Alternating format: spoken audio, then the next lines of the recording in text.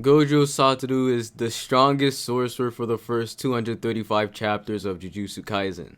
That is a sentence that most people would agree with, but there is an anomaly in the community. Even though it is emphasized that another sorcerer by the name of Gojo and Sukuna is stronger than Gojo, there's still a subset of the community who thinks otherwise. And in today's video, we're gonna go over the biggest one of them all. What's up guys, Gamblrr here, and today, yeah, you saw the title and thumbnail, bro. We're going over the strongest version of Gojo ever. I've seen this animation pop up on my feed, and actually it's been months since I first saw the animation, but now it's getting even crazier because apparently this guy's been tracing a whole bunch of stuff. Me personally, I wouldn't even know if something got traced because well, I'm kind of dumb. But anyways, in this animation we got one of the most crazy versions of Gojo, a version of Gojo who actually won against Sukuna, and we're gonna power scale him. Before we get into it, make sure to like and subscribe. I'm literally watching every single one of his fan animations on Jujutsu Kaisen for this video, so please help me out. But without further ado, let's get into the strongest Gojo.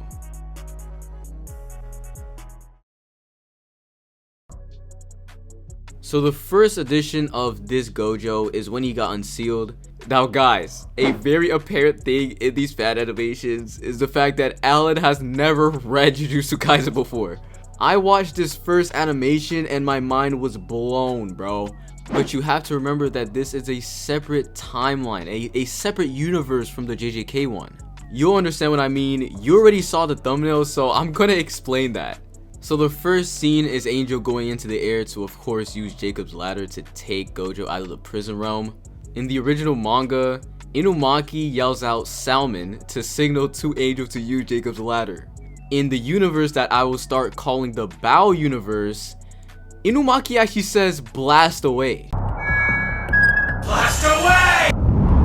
Now the reason why this is important is because the prison realm is mostly unmoved by this. Obviously the prison realm can't move, so it won't have some collateral damage on Inumaki. But the fact that the prison realm didn't get pushed back means that the prison realm in this universe is way stronger than the original one. And assuming the events that happened before this aren't too different from what happened in the original story, that means that this stronger prison realm still had to process Gojo Satoru. Bro, we're just getting started, man. Like, this is just the tip of the iceberg. While we're seeing Jacob's ladder doing its work, we see a couple of characters that don't really exist in the main story. First off, we have a blonde Hakari, and please keep that in mind. Blonde Hakari is here, but in the manga, this is actually supposed to be Yuji. In the next frame, we see blind Yuta. Now, this is another version of Yuta. He has the blind glasses on. A good theory for why there is a version of Yuta who's blind is that he went to Africa and he lost his eyesight. The reason why this doesn't really affect Yuta though is because him and Rika can share eyesight, so he can just see through Rika's eyes. And then we get a crazy scene. Guys, look at this little clip of the video. What do you guys notice? First off, Tagaba's costume is just completely wrong. This version of Tagaba isn't half naked. I have a theory that he may have gotten a charge for public indecency. This is a Gojo upskill because that means the police have the ability to put Tagaba in check, and Tagaba has probably the most overpowered ability in JJK, so you know, it goes like that. But that's not what I wanted you guys to focus on.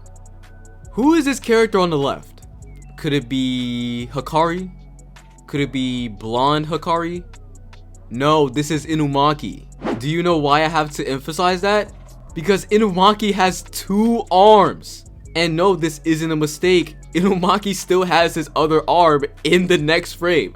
But wait, look to the left again. Tagaba's costume has completely changed. And also Momo's outfit. What's going on?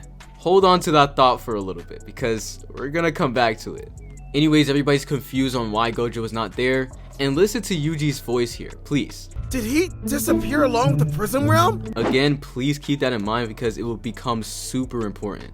In the next frame, we see the most ridiculous thing ever that's really building on a theory I have for Gojo. The right side of Takaba's costume is purple again. We have a black hair hakari, and Yuji's sweater has completely changed colors as well. But no, if you think that was crazy, look at the next frame. If you guys don't mind, I'm going to make a roll call, okay? From the left, we have pink hair Hakari Yuji. Then we have Inumaki. Then we have...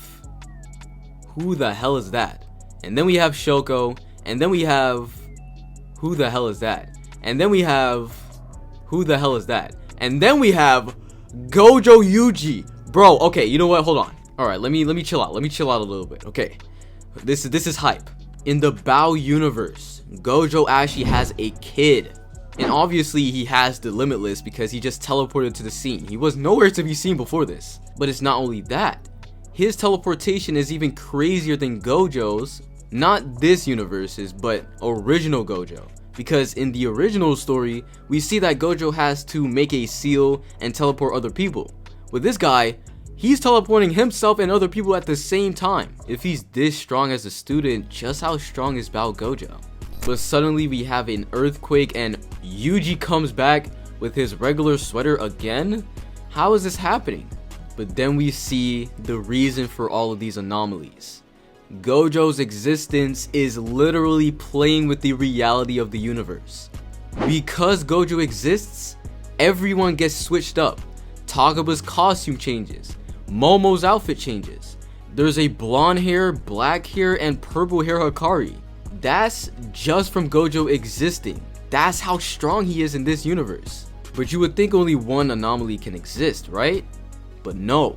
Gojo tries to go and blitz Kenjaku, and someone else pulls up. Gojo and Sukuna are both anomalies to this universe. Sukuna isn't at full power, that's why him existing doesn't change the universe just yet. But he's nearing that level, and we know that because they actually start fighting. In this beautifully animated hand-to-hand combat scene, we see Gojo go about fighting a different way than he did in the original story. It's stated that Gojo uses blue to amplify his attacks and suck you in while he's punching you. But in this universe, he uses both blue and red on his attacks. That's unprecedented, and he's already stronger than the original Gojo. And it doesn't help that Gojo puts straight belt to butt during this little hand-to-hand combat scene.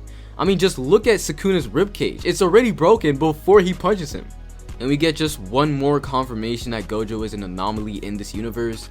Yorame pulls up and Yorame doesn't have the red thing in her hair. And more than that, the right side of her clothes just completely changes as soon as Gojo punches her. It's not a coincidence. Now, remember earlier when I told you to hear Yuji's voice? Now listen to this. Who's stronger, him or you? Would you lose? There is two versions of Yuji in this story. This means that at the very least, Gojo went through the entire story twice and it led up to the fight against Sukuna. But not just any Sukuna, a second and even stronger Sukuna. You have to understand that if Gojo went through the story twice, he was sealed the first time with the weaker prison realm, like I mentioned earlier, had everything go the exact same way, and my theory is that he died against Sukuna, and then he had a time loop. He came back to the beginning of the story with the exact same knowledge of what happened last time, and now everything's even stronger to compensate for it. This is why he's an anomaly. That's why he's switching up everything in the verse. And that's why we hear two different versions of Yuji. Come on guys, Alan Bowe, he wrote this into the story for a reason. Is Bowe even his name?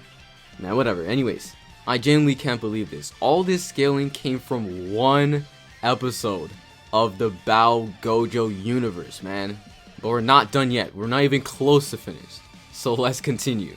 December 24th comes around and Gojo's going against Sukuna, and we see another change from the original story.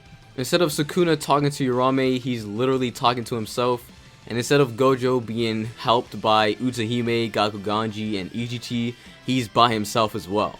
We get this little scene where Sukuna says understood, so I guess Gojo in this timeline has telepathy as well. Just more and more techniques added to Gojo's arsenal. Like, this is crazy. One of the reasons I had to emphasize that Gojo is by himself is the fact that he shoots the hollow purple, And without Ijichi, Sukuna still loses his hands. If you remember from the original story, Gojo needed Ijichi to basically hide the amount of curse energy that's put into the purple, and that's why Sukuna lost his arms in the original story. In here, Sukuna knows the amount of curse energy coming at him, and he still doesn't have the means to completely block it and still loses his arms. This is Gojo just getting warmed up, bro. Like, man, we're in for a masterclass. Gojo and Sukuna start fighting in this beautifully animated scene. Sukuna tries to blitz Gojo and Gojo completely catches the attack. And then we get a glimpse at Gojo's reality breaking power. His fist, you guys can see it. The amount of power around it is literally distorting the space around him. This is no joke. Gojo is still suppressed here. No way. Guys, look at what happened. Gojo's punch was so hard that it literally changed the animation style. Like, I'm not joking when I say that he's an anomaly. Gojo and Sukuna keep boxing in beautiful style. I mean, look at this animation, man. It's just insane. And suddenly, Gojo starts using 0.1% of his power, starting to stomp on the ground, distorting the space around him once again. Even Sukuna is scared and he has to roll away like a little worm. After Sukuna has to deal with a little bit of telekinesis, Sukuna sends a slash at Gojo, and the slash actually goes through the infinity but behind him. So I guess infinity works different in this universe. Not only can you not touch him because of the force field around him, even if you get past that, you can't touch him because he's like intangible. My theory is that Gojo has a second curse technique, one that gives him intangibility. Imagine it like a second quirk. Sukuna uses domain amplification to get through infinity and push him into a building. Obviously Gojo's letting this happen. And we know this is the case because once we enter the building, you wouldn't believe what's happening. I need you to refer to the character models. Sukuna is moving a little bit, he's going slower, and he stops. But Gojo's clothes are still in movement. What does this mean? It can only mean one thing: Gojo can stop time as well. And Sukuna himself is victim of it. He doesn't notice it, but Gojo is actually being so suppressed that he's letting Sukuna fight him. He can just stop time whenever he wants to. And so after they make this little explosion, obviously 0.00001% of Gojo's power, you can see that Sukuna's limping and Gojo isn't. So obviously Gojo is the superior in this. And then we get it. Gojo and Sukuna start clashing domains. Now, I need you to look at Gojo's hand sign here. It's regular, right? But just keep that in mind. Of course, we get what happened in the original story where the domain breaks. I have to say it once more. Gojo is letting this happen. He can just stop time whenever. And then we see something interesting. Sukuna's shrine hits Gojo, and we get this little cut on his neck. It's so little. In the original story, oh my gosh, blood everywhere. But as soon as we get to the next episode, Gojo stops time just once more and heals his cut. The way he heals it is reminiscent of a magician. Maybe this version of Gojo knows about Hisoka, and you'll understand what I mean by that soon, okay? Just hear me out. We of course get the iconic panel where Gojo is taking all the slashes from Malevolent Shrine, and then we have something very interesting, very interesting. In the original story, Gojo lost his curse technique, obviously because he just used a domain expansion, but look at this. Gojo is just blatantly using blue in this hand-to-hand combat sequence. The only explanation for this is that Gojo has multiple brains. You guys know about Muzan. This is spoilers for Demon Slayer if you haven't read the manga. But Muzan has 7 hearts and 5 brains. The only way for Gojo to reach this is if Gojo turned into a demon. So not only does Gojo know about Hisoka, but he's also a demon within the Demon Slayer universe.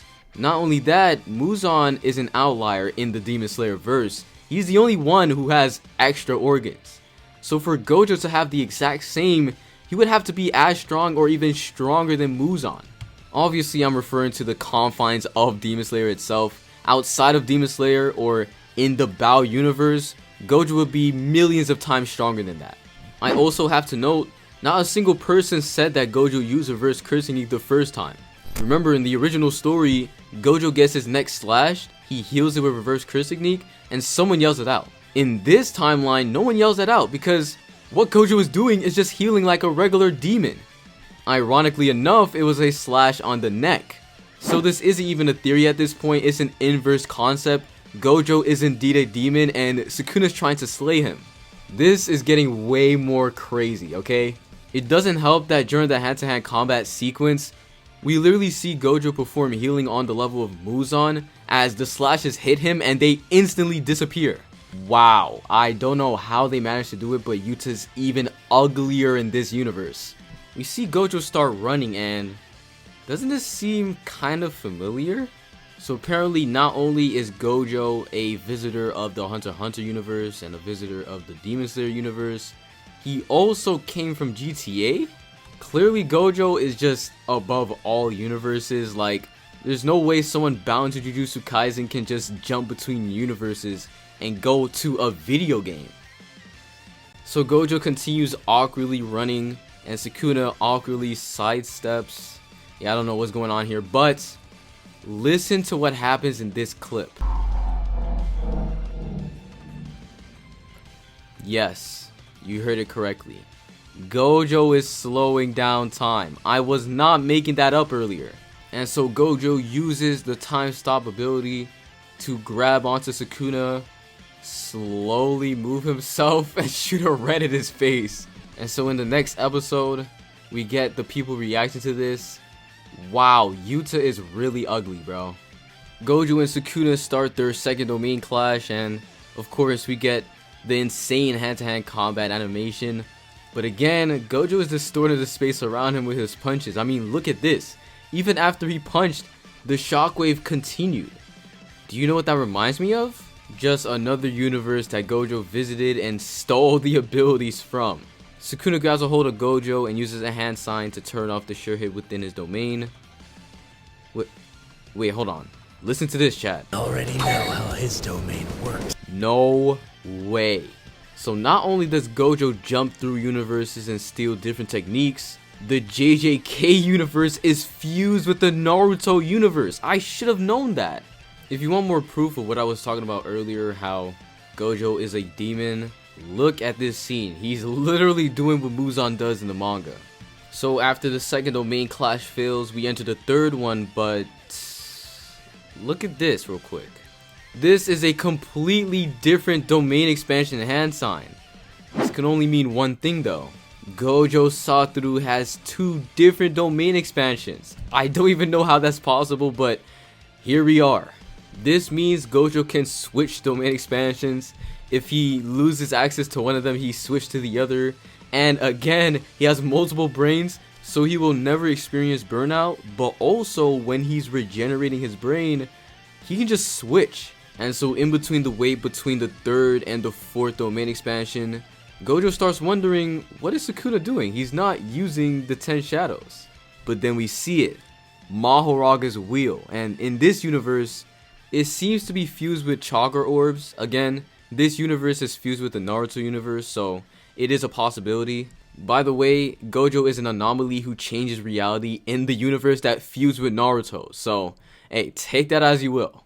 Gojo and Sukuna have their fourth domain expansion clash, and Gojo opts to not use the basketball domain expansion anymore. Obviously, in this universe, he doesn't do that because Alan forgot. In this universe, he doesn't do that because Gojo is just that strong. You see during this insanely animated hand-to-hand combat sequence that Gojo turns into a complete line. I don't know what happened here, but yeah, this is completely going against the laws of physics. Gojo, you are a madman. In the fifth and final domain expansion clash, Gojo finally breaks Sukuna's domain before his own. And then Sukuna summons Mahoraga, and I guess you must have noticed, Mahoraga looks extremely different to how he does canonically. Of course that's the case, because do you know what this Mahoraga is? This is a Mahoraga fused with every tailed beast in Naruto, obviously. The reason I say this is because earlier I said that these balls look like chakra balls, and there's 9 of them, so I mean, come on, right? After this, Gojo attempts to use his 6th domain expansion, but it fails. Gojo has 5 brains, and each domain expansion took up 1 brain. We have to remember the level of fight we're having here. It isn't like the original Gojo versus Sukuna where one brain can handle 5 different domain expansions. No, you need one brain for each one. We're talking about characters who can go to other universes, bro. Like, come on. But Sukuna fails as well because he got hit with Unlimited Void. And so they start the round 2, and you see a little bit of the anomaly once again because Gojo's eyebrows are black for some reason. And then Kashimo's hair was blonde the entire fight and suddenly turned blue. So yeah, my theory is correct. Gojo starts to not hold back a little bit, and he starts putting belt to butt on Sukuna. He started throwing Sukuna on the ground like Hulk was doing to Loki in that one movie. He throws him into a building, and Sukuna he's winded. You see him fall to the floor. Gojo doesn't even let up as well because he grabs his face and drags him through the city.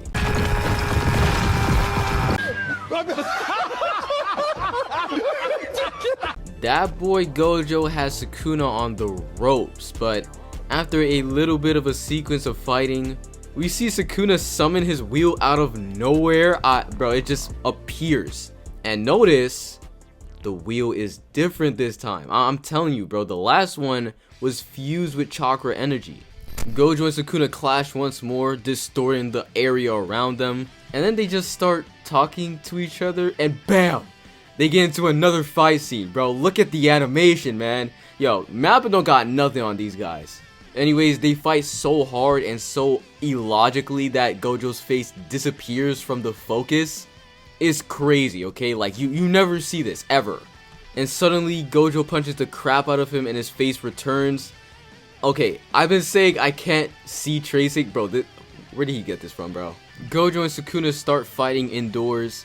And then we see a pretty funny scene where Gojo attacks Sukuna, and in the manga, Sukuna adapts to that attack. But over here, there is no adaptation. So that's another ability in Gojo's arsenal. If he feels like it, your ability just won't work around him. As Gojo and Sukuna keep fighting, Gojo does his very iconic scene where he shoots the red. Sukuna thinks it's exploded already, but it actually didn't, and it explodes behind him, pushing him into Gojo. And he hits him with a black flash. But here's the difference. In this universe, Gojo hits him with a black flash so hard that outside of his control, time starts slowing down. But every iteration of this battle tends to have the same aspects, and Mahoraga comes up from the shadows, grabs Gojo, and slices him. But of course, that doesn't really matter. And I'm saying this because in the manga, it was such a huge deal that Mahoraga came up and slashed him. It was actually to the point where the narrator tells us that everyone is thinking of the possibility of Gojo losing. But over here, Gojo just heals because he's a demon, obviously, and then starts putting belt to butt on Mahoraga. Listen to what he says here. Adapt to these hands! Gojo punches the crap out of Mahoraga, and Mahoraga sinks into the shadows. So in response, of course, Gojo shoots a red into it and blows up the building. Both of them come out of the building and start running. I don't know what is going on here. I cannot comprehend it. This is a high level battle with even higher level budget and production. Whoa, did y'all see that? Wait, hold on. Rewatch this real quick. Nah, I know I wasn't bugging, bro.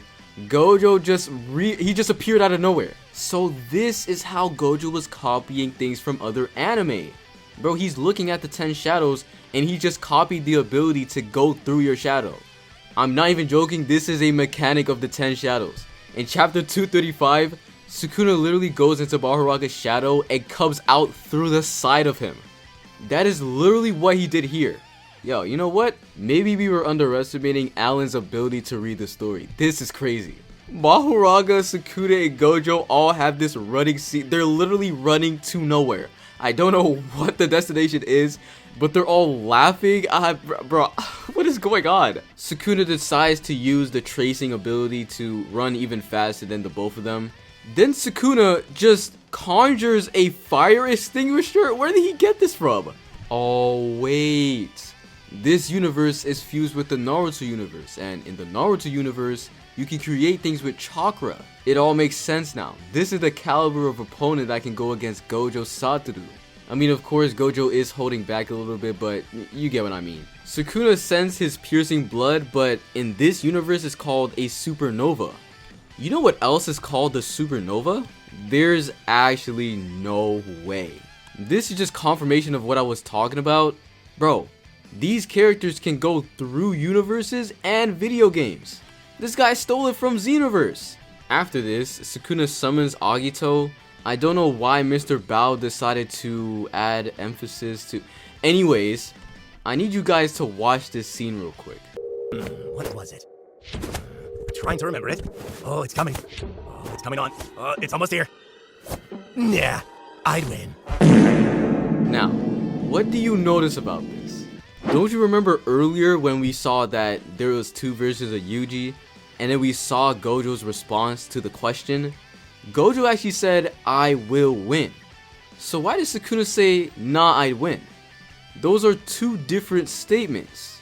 Unless Sukuna has been through this time loop as well, and he's been getting stronger as well as Gojo. So this entire time, Sukuna is meant to be stronger than Gojo. It's Gojo's fate to literally die to him over and over again.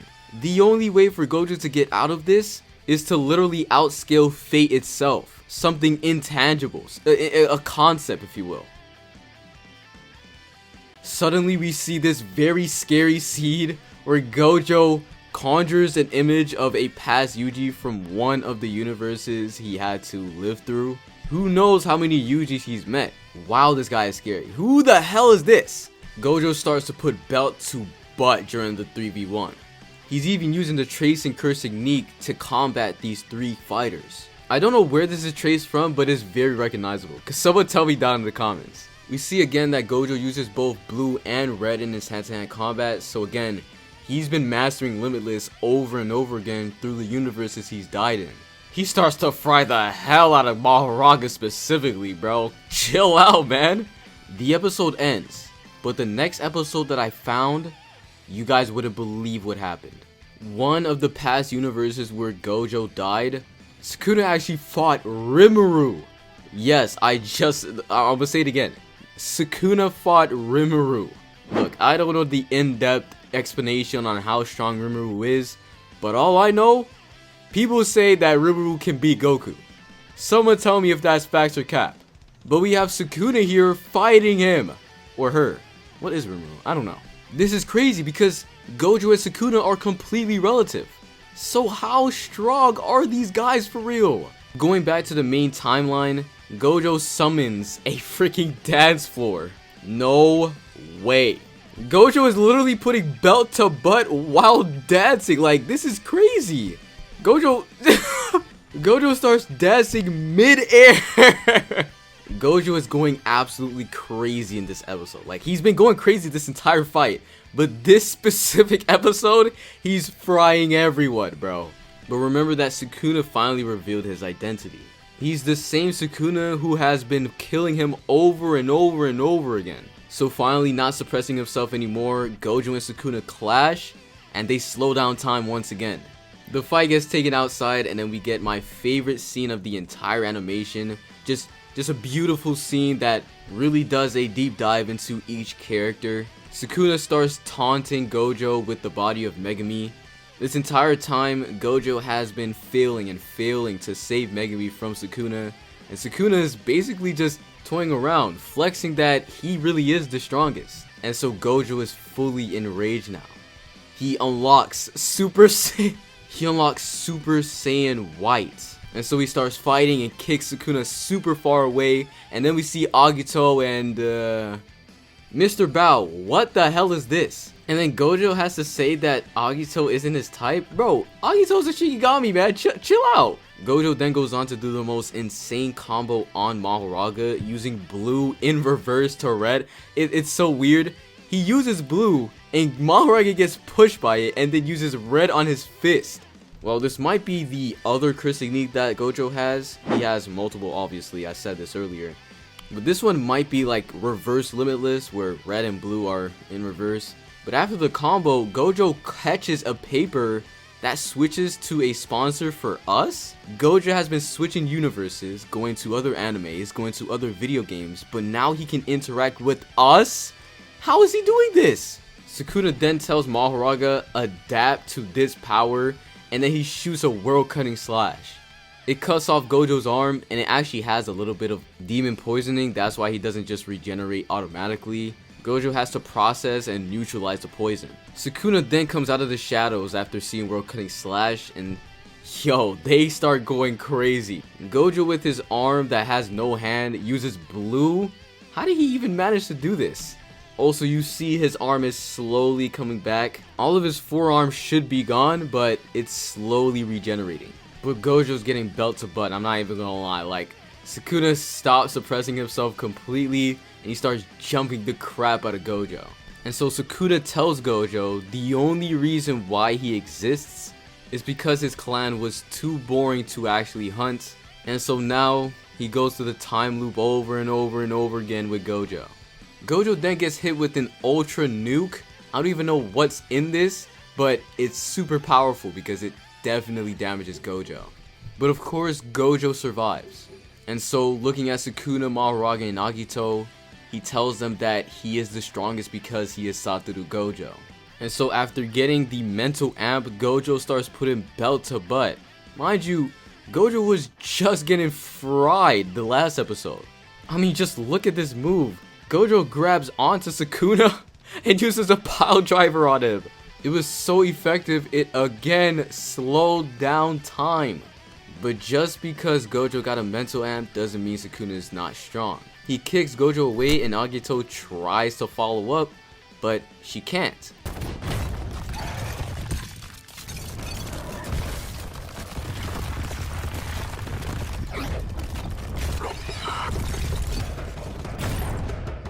Gojo's mental amp goes crazy. And it's so crazy that Sukuna realizes he can't keep playing with them anymore. The last 1,000, maybe even million times, Sukuna has been playing around and ends up killing Gojo in magnificent fashion with World Cutting Slash. But this time, this specific time, Gojo is going way too crazy. And so in demon fashion, Gojo gets his arm back, obviously. And if you want more confirmation of that, in the original story, this smoke is coming from the RCT that gives his arm back. But here, he gets his arm back, and the smoke is replaced with blue. And so we start the final battle. Gojo and Sukuna start boxing, obviously in magnificent fashion. At this point, Gojo's time stop can't be used on Sukuna because they're so close in strength. But I'm not even gonna lie, Gojo is fried that boy Sukuna. Mahoraga comes up from the shadows and it gets hit with a black flash. And right after, Gojo just appears in the sky.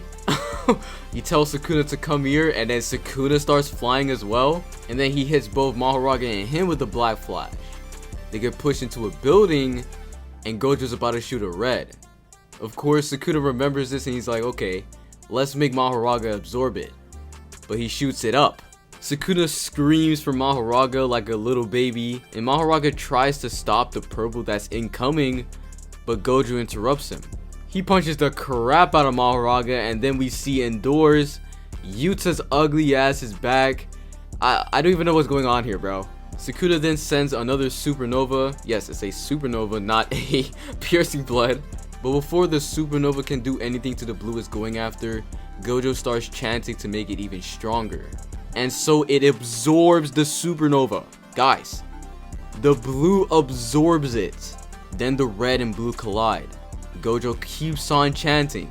We see Yuta's ugly ass again. And then Gojo goes on to make his final speech. Your reign as the strongest was nothing but a placeholder for my arrival. Who wrote this, bro? Damn! The only reason why they allowed you to be named the strongest is because fate was kind enough to let you exist before me. And the hollow purple explodes, Mahoraga explodes, and Sukuna comes out of the rubble looking beat. And so Gojo descends to the ground after frying that boy Sukuna and hitting himself with a hollow purple. And that was the end of the animation. Gojo, after millions of deaths against Sukuna, he finally manages to get out the win and outscale fate itself. So let's do the complete rundown, because I know I said a lot of things during this video. Gojo is an anomaly in a universe that fused with Naruto's universe. His existence changes the clothes of everyone around him. He has multiple curse techniques, including intangibility. He has 5 brains and multiple organs just like Muzan. He is a demon himself. He has reverse curse technique and demon healing on the level of Muzan. He has telepathy. He can stop time. He can slow down time. He jumps from universe to universe, stealing people's abilities. He can even interact with the real world. And after millions and millions of retries, Gojo Satoru has officially been able to outscale fate. And yes, by the way, he outscales Rimuru as well, so that's a complete plus as well, right? So how strong is this Gojo? Yeah, you can't beat him. Don't even go against him. But anyways, what did you guys think? Make sure to let me know in the comments. Make sure to like and subscribe. And I'll catch y'all in the next one.